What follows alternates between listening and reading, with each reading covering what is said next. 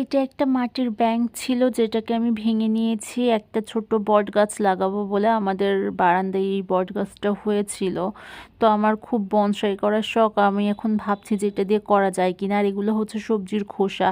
আমি chat GPT দেখে আর কি জেনে নিছি যে কি কি লাগে, সেগুলাই আর কি তৈরি করছি। আর এই মাটির যে ভাঙা অংশটা এটাকে আমি আর একটু টুকরা করে নিচ্ছি যাতে এই ব্যাংকের যে বড় মুখটা সেটা বন্ধ করা যায়। তারপর আমি এগুলো ব্যাংকের মুখে উপর দিয়ে দিয়ে দিব, অর্থাৎ এটা নিচে থাকবে।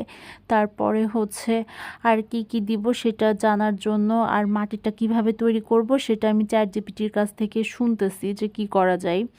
এরপরে ছবিও দেখাচ্ছি চ্যাট জিপিটিকে আমার গাছের যে এইটা দিয়ে আসলে বনসাই হয় কি হয় না। এখন এখান থেকে দেখে দেখে শুনে শুনে তারপরে এই সব জিনিসপত্রই একসাথে করে একটা মাটি তৈরি করলাম। মানে আমি যেরকম বুঝলাম আর কি সেরকমভাবেই তৈরি করছে। আমি জানি না যে এটা ঠিক প্রসেস কিনা। এরপরে যখন এই গাছটাকে এটার ভিতরে লাগালাম তো দেখছি যে গাছটা পড়ে যাচ্ছে, গাছটা কোনোভাবে এর ভিতরে থাকছে না। কি আর করব, পরে এই যে যেখান থেকে মাটি নিচ্ছি এই বড় একটা পট এটার ভিতরেই আর কি গাছটাকে লাগালাম। জানি না বাঁচবে কিনা। আর এই যে পুরনো পয়সাগুলা এগুলো হচ্ছে আজকে আমার প্রাপ্তি, যেগুলো পাওয়া যায় না এবং এগুলোকে আমি খুব পছন্দ করি। এই পয়সাগুলোকে আমি রেখে দিব। এখন এই গাছ আমি যতই সোজা করার চেষ্টা করি গাছ আর সোজা হয় না, গাছ বেঁকে পড়ে যায়। এটা কিছুদিন পরের ছবি যেখানে আর কি পাতাগুলো পড়ে গেছে।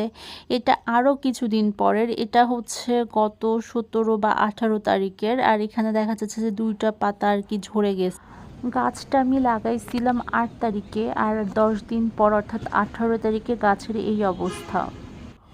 প্রথম 1 সপ্তাহে 4-5টা পাতা আর কি ঝরে গেছে। এরপরে গাছের এই 3টা পাতা এখনো দেখছি যে ভালোই আছে, জানি না কি হবে।